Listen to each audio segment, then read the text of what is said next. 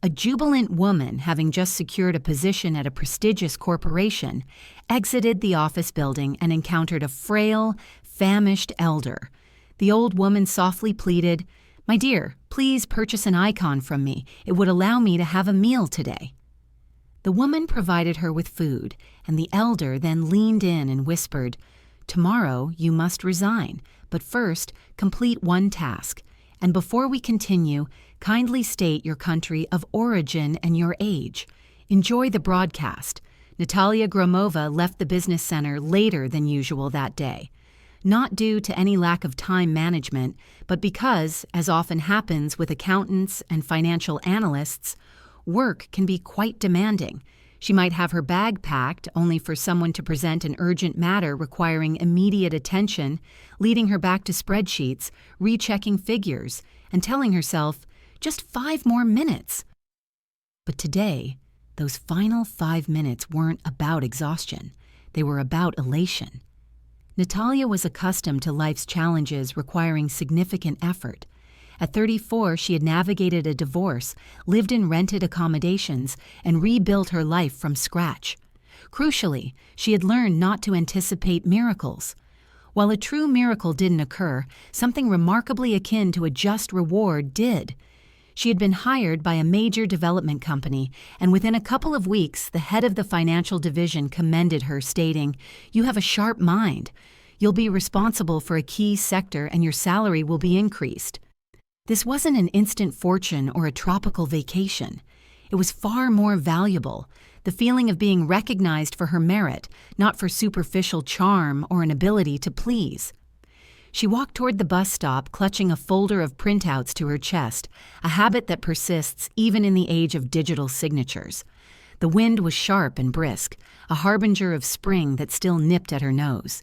By the entrance of the business center stood Igor, the security guard, a man around 50 with a grave expression and a face that seemed perpetually on duty. Natalia knew him. He sometimes opened the door, sometimes offered a silent nod, and occasionally, when she was rushing in the morning, a brief, kind greeting. Today, Igor wasn't by the door but slightly to the side, his gaze tense. Near the wall, where couriers typically smoked and taxi drivers waited for fares, sat an elderly woman. She was slender, wearing a dark headscarf, with a neatly folded bag at her feet. In her hands, she held a small icon in a simple case. It wasn't new or store-bought, but appeared to be a cherished item from someone's home. Tarnished gold, slightly worn edges, and the gentle, serene gaze of the depicted saint. Natalia might have passed by, as many did, noting her presence and moving on. However, she heard a soft voice, not pleading or whiny, but strangely steady. "My dear, please buy an icon. It would allow me to have a meal today." The woman didn't extend her hand or beg for money for bread. She spoke precisely, "Buy an icon." It sounded different, less like a plea for charity and more like an offer of an exchange. Something for something. Natalia paused. Her usual caution surfaced. So many people knew how to exploit sympathy. Yet the old woman sat quietly. The icon was genuine, not made of cheap plastic. And when Natalia met her gaze, the woman's eyes were observant, as if she already knew something about Natalia. Suddenly, Natalia remembered her grandmother, who, before passing, had said, "Don't ignore the elderly. It's difficult for them to ask for help." She also recalled her own struggles after her divorce, counting change at the checkout, blushing because she couldn't afford everything. "I can't afford an icon," Natalia admitted honestly. "I'm not sure it's the right thing." The old woman nodded, as if expecting this response. "Don't buy it," she said calmly. "I can see you dislike being cornered. It would be better if you gave me food." Natalia was surprised. "You dislike being cornered." The statement was so accurate, it felt as if she were discussing Natalia's entire life, not just the icon purchase. Natalia truly detested feeling pressured, haggled with, or manipulated. "All right," she said after a pause. "Let's go. I'll buy you some food." The old woman stood up with surprising ease, her thin frame suggesting underlying strength. Igor, the guard, took a step forward as if to intervene, but stopped himself. Natalia met his gaze. It conveyed not "stay out of it," but a cautionary note. They entered a small shop across the street. Natalia bought simple provisions: bread, kefir, bananas, a box of cereal, and several apples. The old woman quietly requested medication for high blood pressure, the common kind. Without hesitation, Natalia went to the nearby pharmacy and purchased what was asked, consulting the pharmacist to ensure accuracy. Emerging back onto the street, the old woman held the bag with both hands and said, "You are kind, not because you are naive to life's hardships, but because you understand them and still choose to help. That is rare." Natalia felt a blush creep onto her cheeks. She disliked being praised. "What is your name?" she inquired. "Marfa Andreevna," the old woman replied, inclining her head slightly. "Remember it." Natalia nodded. "Marfa Andreevna, please take care of yourself and avoid sitting here in the cold." The old woman offered a faint smile. "I've been coming here for a while, not because I enjoy it. I come here because I see." Natalia wanted to ask what she saw, but Marfa Andreevna leaned closer, her voice dropping to a whisper. "Tomorrow you must resign, but first, complete one task." Natalia froze. It sounded as if she had been told, "There will be a fire tomorrow," or "Don't board the bus tomorrow." It was neither a jest nor a lecture, but a warning. "Forgive me," Natalia attempted a smile to ease the tension. "I just started my new job. Everything is going well." "Going well," Marfa Andreevna repeated calmly. "That's precisely why it's dangerous. When things are going well, people become complacent, and your profession demands constant vigilance. And another thing, don't sign anything this morning until you have seen it for yourself." A shiver traced Natalia's spine. "Seen what?" "To see," Marfa Andreevna replied. She looked intently at Natalia and said unexpectedly, "You have a scar on your left wrist from glass. You hide it with a watch or a bracelet, and you detest the scent of lilies of the valley. They give you a headache. That's why you never buy them or choose perfumes with that fragrance. Not everyone knows this, do they?" Natalia unconsciously touched her wrist. The scar was there, and the aversion to lilies of the valley was also true. These were not things one could deduce from appearance. Only her mother and a close friend knew. "How do you know?" Natalia whispered. "I used to be a restorer," Marfa Andreevna said quietly, "of church artifacts, of icons. One learns to observe minute details, and life teaches one to read people. And I see you. Don't argue, my dear, just do it. It will protect you. One thing. Then you can decide whether to believe me or not." Natalia stood rooted, unable to move. "What is the task?" she finally asked. Marfa Andreevna raised a finger as if measuring. "Arrive at work 20 minutes early tomorrow. Not through the turnstiles, but by the stairs, so the cameras don't get a clear shot of your face. Go to the floor above yours. There's a conference room at the end of the corridor with blinds. Papers are sometimes left there after meetings. Enter and look at the table. If you see a sheet separate from a folder with signatures, photograph it and email it to your personal account. Then leave immediately." Natalia listened, understanding that this wasn't mystical advice but a concrete, verifiable plan. "And after that, I resign?" she asked. "After that, you'll know for yourself," Marfa Andreevna replied.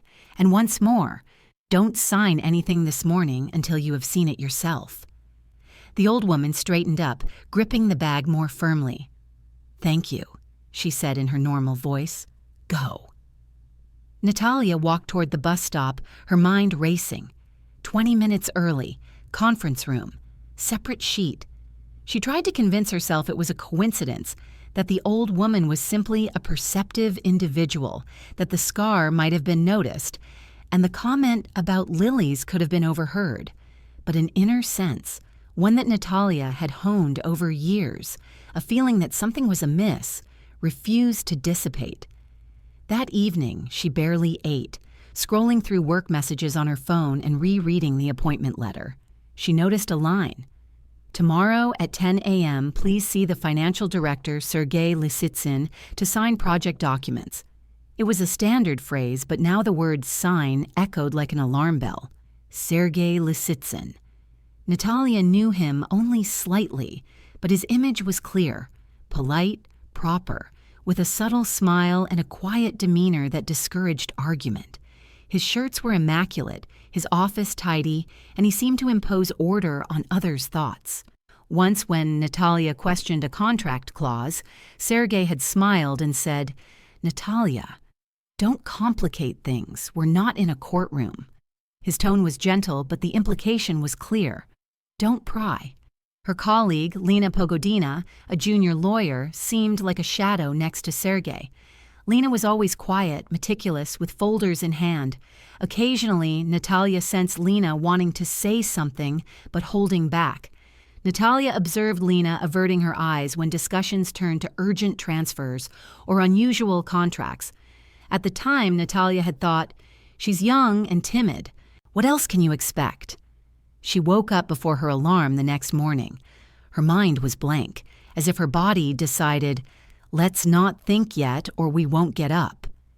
Natalia drank her tea and dressed simply, without jewelry, her hair pulled back in her usual ponytail.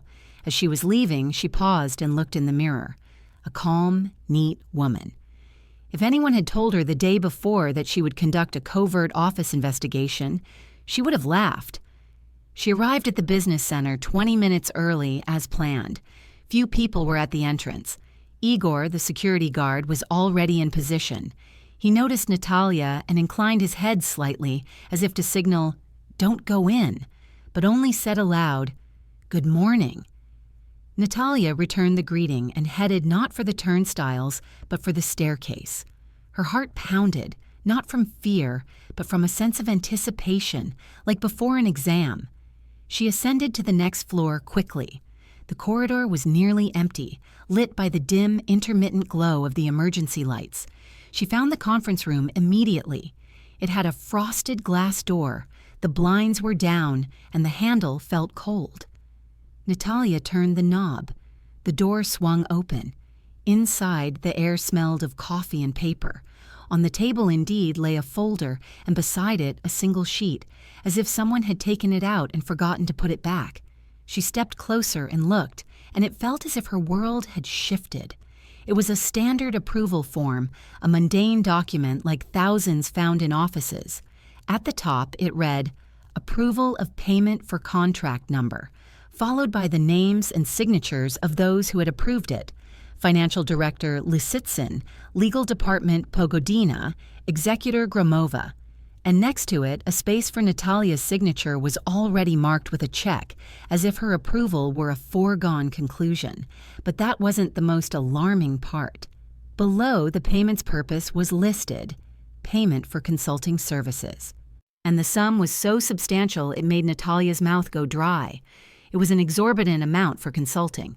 The recipient was a company whose name Natalia had never encountered in any legitimate transaction. Beside it lay a second sheet, a draft with handwritten notes.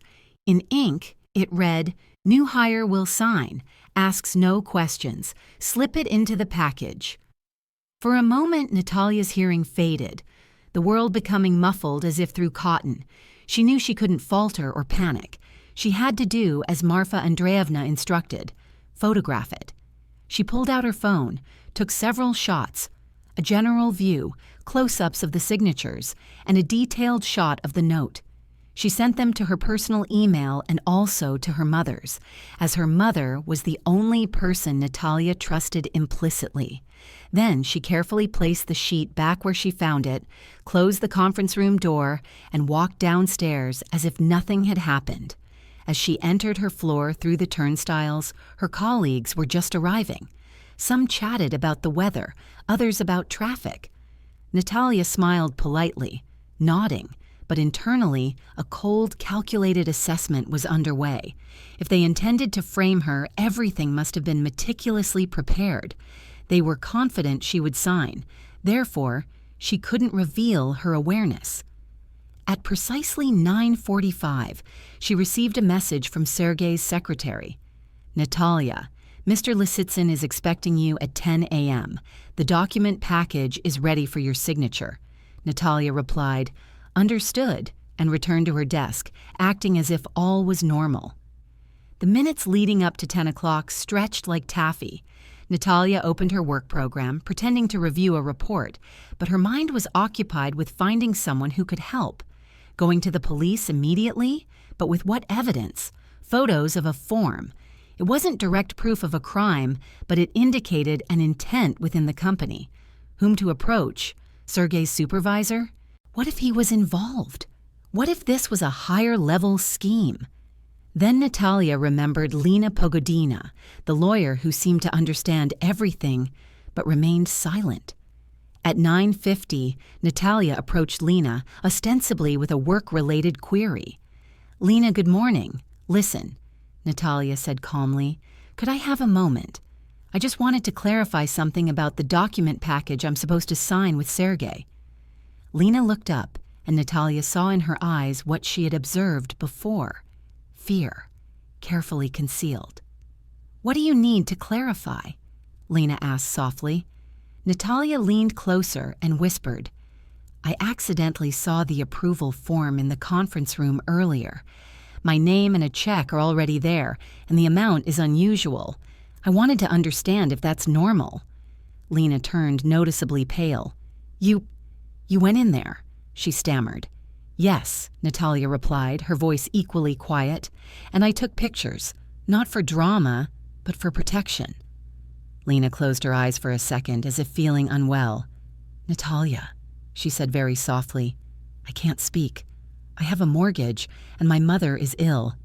I can't." "I'm not asking you to expose anyone," Natalia said calmly. "I'm asking you to explain if this is fraud." Lena looked directly at Natalia and said almost inaudibly, "It's a scheme, and you're the fall guy. They like newcomers. Your tenure is short, your credibility is low, and your signature implies you approved it as the executor. If an investigation starts, they'll say, 'She handled it, she signed it.'" Natalia nodded. "I understand. Then help me avoid that," she said. "I need to leave cleanly without drama, legally." Lena swallowed and replied, "Don't sign anything. Say that according to internal policy, you need to receive your job description and a delegation of authority order. Request a copy. Ask for time to review it. They will try to pressure you, but stand firm. And," Lena hesitated, "go to HR. Get a copy of your employment contract and your hiring order. Have them issue it with your signature and submit a written request. Ask what documents you are authorized to sign. Get it in writing with a stamp and an incoming number. This is crucial." Natalia felt a sense of stability taking root within her. This was it. Not mysticism, not visions, but tangible documentation. "Thank you," she said. Lena looked away. "I'm sorry," she added. "I wish I could help more, but I'm scared." "I understand," Natalia said honestly. She truly did. Fear manifested in different ways, and not everyone could be a hero. At precisely 10 a.m., Natalia entered Sergei Lisitsyn's office. It smelled of expensive coffee and something sterile, like a dentist's office. Sergei smiled, appearing pleased to see her. "Natalia, please come in. Congratulations again on starting your work on the project. Here's the package. Everything is standard. Just sign it and we'll move forward." He handed her a thick folder. Natalia took it and began to leaf through it, unhurriedly. The first page contained standard wording, as did the second. Sergei remained silent, but his gaze grew slightly harder. He expected a quick signature. "Sergei," Natalia said evenly, "before signing, I need to clarify the basis on which I am authorized to approve payments of this magnitude. I still do not have a job description outlining my responsibilities, nor an order delegating such authority." Sergei smiled wider, but his smile seemed strained. "Natalia," he said gently, as one might speak to a child, "we all work on trust here. These are formalities. You're an accountant. You don't need to understand legal intricacies. Just sign it. Natalia felt anger welling up inside her, but her expression remained calmly polite. That's precisely why I require the formalities, she stated. As an accountant, if an audit occurs tomorrow, the responsibility will fall on the person who signed. Sergei leaned forward slightly. Are you questioning the company? I'm not questioning the company, Natalia replied. I'm questioning my authority to sign without proper delegation. Please provide me with a copy of the job description and the order. I will sign after that. Sergei paused for a moment. This silence was more unnerving than a shout. He looked at Natalia as if seeing her for the first time, and his gaze lacked respect, replaced by irritation that the new acquisition was proving less compliant. Very well, he said finally. Then we'll do it differently. You will only sign the approval sheet. It's an internal document, a formality, and the rest can follow later. Natalia understood. Here it is, the very sheet. The new hire will sign. He wasn't even trying to conceal it. The approval sheet, Natalia said, confirms my agreement. I will not sign it without understanding its implications. Sergei smiled, but this time there was a sharpness to it. You are overcomplicating things, Natalia. Very much so, and we have deadlines here. Deadlines are good, Natalia responded, but I will not sign. Sergei exhaled softly, like someone losing patience. Then, perhaps you are not suited for this job, he said. Natalia nodded, as if hearing a commonplace observation. Perhaps, she replied. In that case, I will ask the HR department to prepare a resignation letter by mutual agreement, or I will submit my resignation voluntarily. But she would sign nothing. For a fleeting moment, Sergei lost his composure, evident in the slight tremor of his lips. Do you realize you can't just quit? He said, his voice lower. You're on probation. There are procedures, and besides, you could damage your reputation. Natalia met his gaze. My reputation is damaged by not resigning, she stated. My reputation is damaged by signing a questionable payment. Sergei stared at her for a long moment, then leaned back in his chair and said in a completely different tone, You may go. Natalia left. She walked down the corridor, her legs feeling like jelly. Not because she was weak, but because she had just skirted the edge of a precipice and hadn't fallen. She didn't return to her desk to finish the day. Instead, she went to the HR department. A woman with a neat hairstyle and a tired face looked up. Natalia, is everything all right? I would like to submit my resignation, Natalia said calmly, of my own volition. And I also request copies of my employment contract, hiring order, job description, and the delegation of authority policy. The HR representative seemed slightly surprised. Your job description is usually provided within the first month. I require it now, Natalia stated. In writing, I will submit a formal request. She wrote her request by hand, registered it, and obtained an incoming number. Everything, as wise people advise, not by causing a scene, but by documenting. Natalia then collected her belongings and left the building. Her heart pounded, but with it came a strange clarity. She had done something she had never been able to do before. She had protected herself. She walked toward the spot where Marfa Andreevna had sat the previous day. The elderly woman was gone. The security guard, Igor, stood by the wall. He saw Natalia and seemed to anticipate her reason for being there. He averted his gaze silently, then quietly said, She's gone. Where? Natalia asked. Igor shrugged. She always does that, appears and disappears. Many people have seen her here, but few listen. Natalia paused. Did she say anything to you? She inquired. Igor offered a humorless smile. To me, he said, I'm security.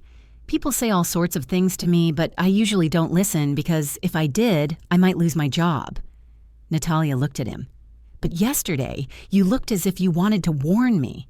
Igor sighed, a sound heavy with years of experience. I did, he admitted quietly. But is it safer here? He gestured towards the business center. Here, it's safer to stay silent, you understand? I have a family. I've been here 20 years. I've seen how they handle newcomers, then seen people in uniform arrive, and how these— He nodded towards the entrance. Smile and say, "We had nothing to do with it." A cold anger surged within her. "So it's true?" she asked. "It's a scheme." Igor looked at her intently. "If you're standing here," he said, "then it's true.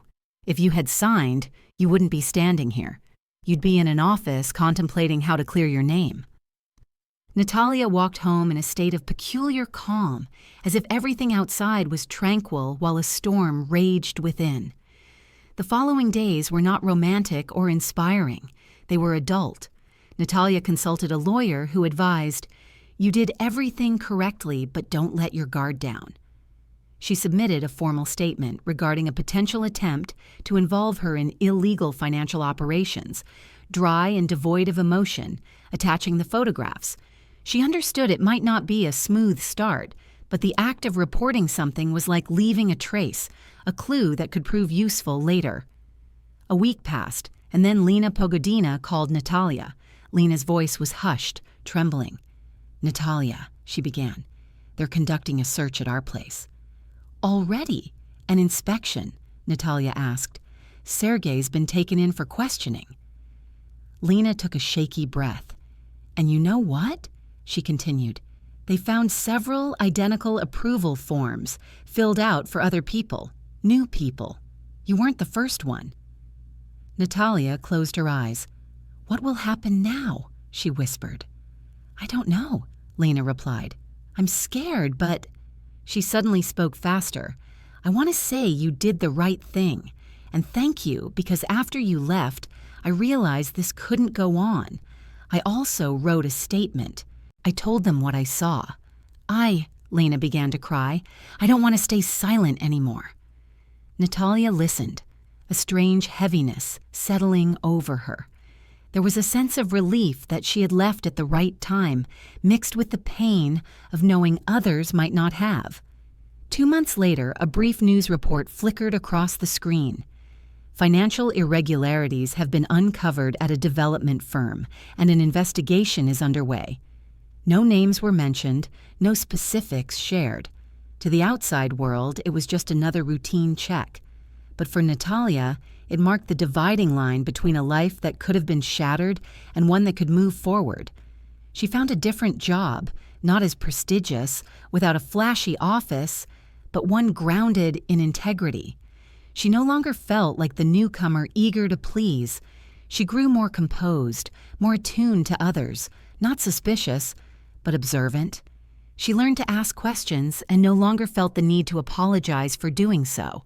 Sometimes, as she passed by that business center, she would glance at the area near the wall. Marfa Andreevna wasn't there. But one late autumn afternoon, while in that neighborhood again, she spotted a familiar figure. A slender elderly woman wearing a headscarf stood a little apart, near a kiosk selling hot tea. Natalia approached. "Marfa Andreevna?" she said softly. The old woman looked up and recognized her immediately. She offered a faint smile, not one of triumph, but of someone genuinely pleased to see another person alive. "Alive," she said, her greeting. "Alive," Natalia responded. "Thank you." Marfa Andreevna nodded, as if the thanks were simply a statement of fact. "You saved yourself," she said. "I merely gave a nudge." Natalia took a package from her bag. Inside were bread, tea, and some medicines. She wasn't sure exactly what was needed, but she had chosen items that would always be useful. "Please, take these," Natalia offered. Marfa Andreevna accepted them and then suddenly said, "You know what's truly frightening? It's not the schemes. Schemes were always present. The truly frightening thing is when a person sees something wrong and remains silent because it feels safer. Goodness isn't magic. It simply grants you an extra moment to consider and an extra chance to ask, what exactly am I signing?" Natalia nodded, her throat tightening. She walked home, and as she reached for her door, she was struck by a sudden feeling of calm, not because everything was perfect, but because she now knew how to protect herself. And that, perhaps, was her greatest victory. Goodness hadn't returned through a miracle. It had returned through knowledge and a question posed at the right moment. Her dream job, it turned out, had been less of an opportunity and more of a trap. Natalia had escaped it because someone had noticed another's plight, and because Natalia herself had taken the initiative to investigate. There was nothing miraculous about it, only life and common sense.